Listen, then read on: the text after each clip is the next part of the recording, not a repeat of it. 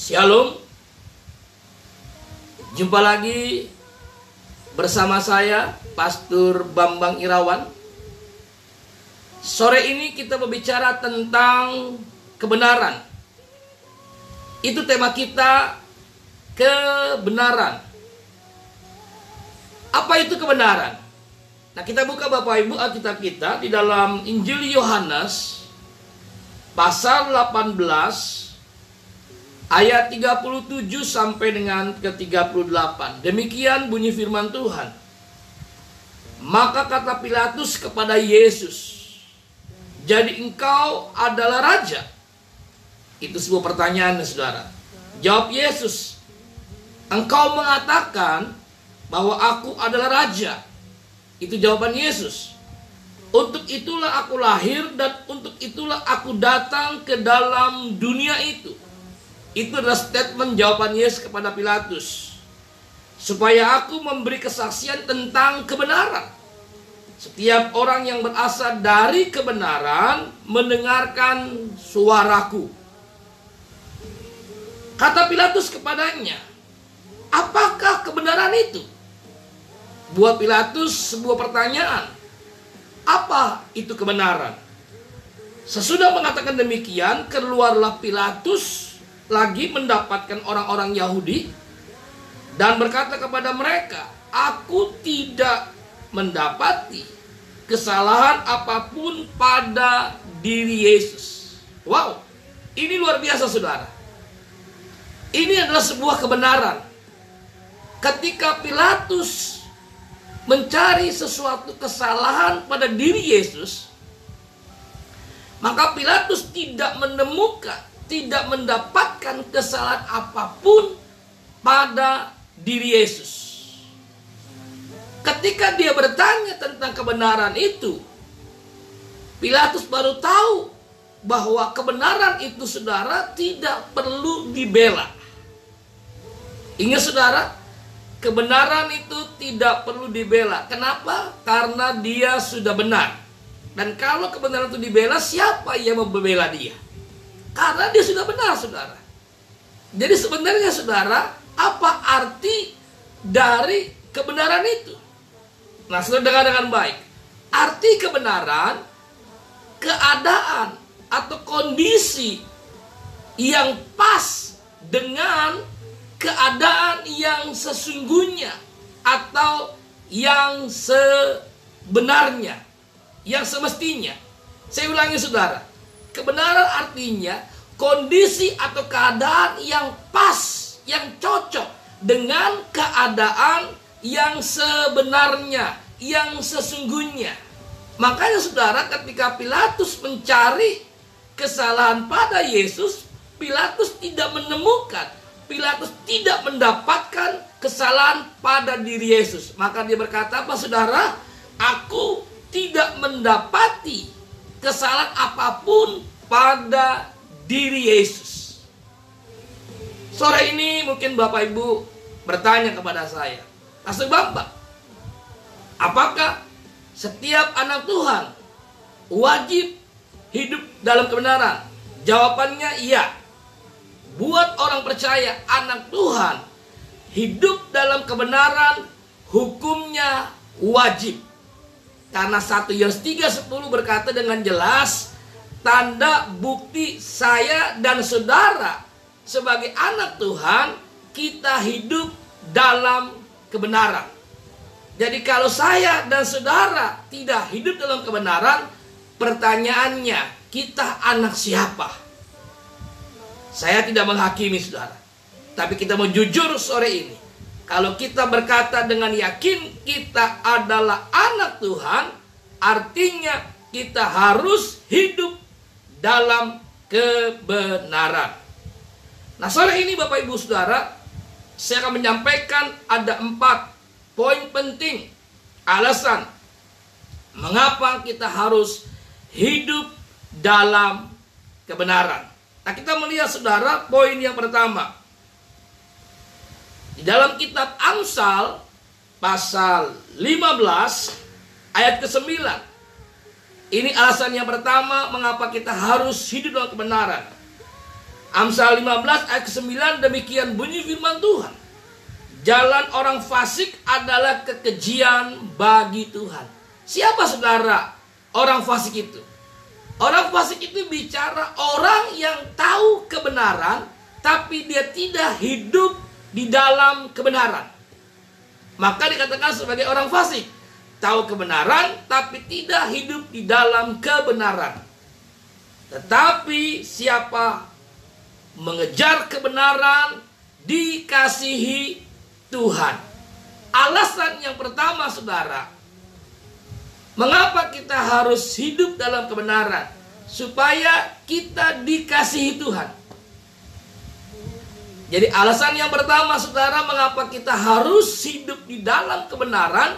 Supaya kita semakin dicintai, dikasihi Tuhan.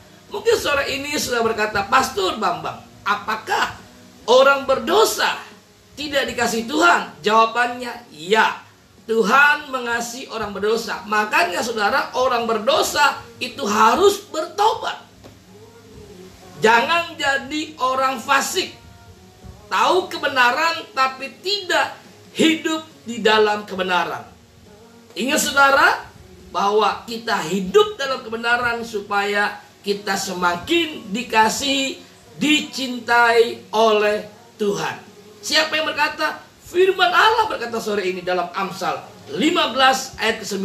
Poin yang kedua, alasan mengapa kita harus hidup dalam kebenaran.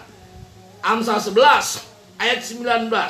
Siapa berpegang pada kebenaran yang sejati menuju hidup, tetapi siapa mengejar kejahatan menuju kematian. Poin yang kedua, alasan yang kedua mengapa kita harus hidup dalam kebenaran. Yang pertama, supaya kita semakin dicintai, dikasihi Tuhan. Yang kedua, mengapa kita harus hidup dalam kebenaran? Supaya kita menuju hidup. Hidup yang seperti apa saudara? Hidup kekal. Katakan bersama saya, hidup kekal. Bapak Ibu, kita perlu ingat, kita ada di dunia ini tempat sementara, tempat yang fana, tempat kita transit di bumi ini. Bukan tempat yang selama-lamanya. Surga adalah tempat yang sebenarnya. Surga adalah tempat hidup kekal. Di sana semua yang ada adalah orang-orang yang hidup dalam kebenaran. Jadi makanya saudara, kalau sore ini kita merasa kita nggak benar, bikin benar sebelum terlambat saudara. Waspadalah, waspadalah. Saya perlu ingatkan kepada kita semua supaya benar-benar sore ini kita hidup dalam kebenaran. Karena bagi anak Tuhan, hidup dalam kebenaran itu wajib, mutlak. Mau tidak mau, apapun yang terjadi, kita harus hidup dalam kebenaran. Yang ketiga, saudara, kita melihat mengapa kita harus hidup kebenaran. Yang pertama, supaya kita semakin dikasihi Tuhan. Yang kedua, supaya kita menuju hidup yang kekal. Dan yang ketiga, saudara, Yohanes pasal yang ke-8 ayat 32. Demikian firman Allah, dan kamu akan mengetahui kebenaran, dan kebenaran itu akan memerdekakan kamu. Jadi kebenaran itu memberikan kemerdekaan buat saya dan saudara. Tahukah Bapak Ibu Saudara, hidup di dalam perbudakan itu tidak enak. Hidup dalam kemerdekaan itu sangat-sangat enak. Kalau kita diperbudak, kita diperhamba, kita nggak merdeka, kita nggak bisa menikmati hidup ini. Contoh, hari-hari ini Bapak Ibu tahu, saya dan saudara sedang dijajah, diperbudak, diperhamba oleh apa? Virus COVID-19. Sudah bahagia menikmati hidup ini? Enggak. Kenapa saudara? Kita nggak bisa hidup normal seperti biasanya. Kita keluar kemana-mana harus pakai masker. Kita harus sering cuci tangan. Dan kita juga harus sering jaga jarak saudara. Kalau enggak, jadi masalah buat kita semua saudara.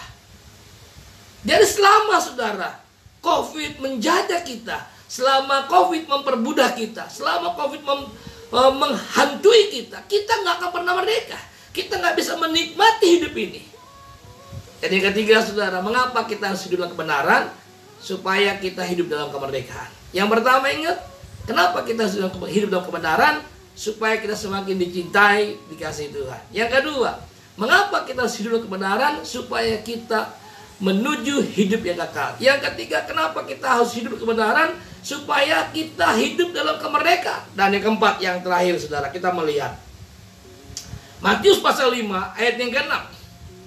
Demikian firman Allah, berbahagialah orang yang lapar dan haus akan kebenaran, karena mereka akan dipuaskan. Kenapa, saudara, kita harus hidup kebenaran? Supaya kita berbahagia. Ingat, saudara, kebahagiaan tidak bisa dibeli dengan uang, dengan harta kita, dengan kepintaran kita, dengan kehebatan kita, dengan pangkat jabatan kita, dengan semua yang kita punya, yang kita miliki. Gak bisa, saudara. Kebahagiaan itu, ingat, ketika kita haus dan lapar akan kebenaran. Berapa haus dan laparnya hari-hari ini hidup saya dan saudara di dalam kebenaran, ini menentukan kebahagiaan kita. Makin haus dan lapar akan kebenaran, maka kita semakin bahagia. Lihat ayatnya, saudara, dalam kitab 3 Yohanes pasal pertama ayat yang keempat. Demikian firman Allah, bagiku tidak ada sukacita yang lebih besar daripada mendengar bahwa anak-anakku hidup dalam kebenaran. Tidak ada kebahagiaan, tidak ada sukacita selain saya dan saudara mendengar orang-orang yang kita cintai hidup dalam kebenaran. Jadi ingat, saudara, apa itu kebenaran? Kebenaran artinya keadaan yang pas dengan keadaan yang sebenarnya, yang sesungguhnya, yang semestinya. Itu adalah kebenaran. Dan kebenaran tidak perlu dibela. Karena apa? Dia sudah benar. Saudara, sore ini saya memberikan 4 alasan mengapa kita harus hidup dalam kebenaran. Yang pertama, supaya kita semakin dicintai, dikasihi Tuhan. Yang kedua, kenapa kita harus hidup dalam kebenaran? Supaya kita menuju hidup yang kekal. Yang ketiga, kenapa kita harus hidup dalam kebenaran? Saudara, kita perlu ingat, saudara, supaya kita dimerdekakan. Karena hidup dalam perbudakan itu nggak enak. Yang keempat, yang terakhir, kenapa kita perlu hidup dalam kebenaran? Supaya kita berbahagia. Nah, sore ini mungkin Bapak Ibu bertanya kepada saya, Pastor Bambang, siapa sebenarnya kebenaran itu? Nah, kita lihat ayat yang terakhir, Bapak Ibu, dalam Injil Yohanes pasal pertama ayat 14. Firman itu telah menjadi manusia dan diam di antara kita. Siapa dia? Yesus. Dan kita telah melihat kemuliaannya. Siapa dia? Yesus. Yaitu kemuliaan yang diberikan kepadanya sebagai anak tunggal Bapa. Dia adalah Yesus, penuh kasih karunia dan kebenaran. Jadi kalau sore ini Bapak Ibu bertanya kepada saya, siapa sebenarnya kebenaran itu? Tidak lain, tidak bukan, Yesus adalah sang kebenaran itu. Jadi sore ini Bapak Ibu, sebelum terlambat, pastikan saya dan saudara, hidup kita benar-benar beres. Hidup kita benar-benar beres. Hidup kita benar-benar beres. Yang semestinya, yang sesungguhnya, keadaannya, itulah kebenaran. Saya ulangi, saudara, arti kebenaran, keadaan yang pas dengan keadaan yang sesungguhnya, yang sebenarnya, itu adalah kebenaran. Jadi kalau hari-hari ini kita merasa hidup kita nggak pas, hidup kita nggak beres, nggak semestinya, datang sama Tuhan sore ini. Katakan, Tuhan, ini hidupku. Aku mau berubah, aku mau bertobat, aku mau hidup benar di hadapan Tuhan. Bersama saya, Pastor Bambang Irawan. Salam sukses sejati, hidup serupa Kristus. Bersama Yesus kita pasti bisa. Bersama Yesus kita melakukan perkara yang besar, yang luar biasa. Haleluya. Shalom.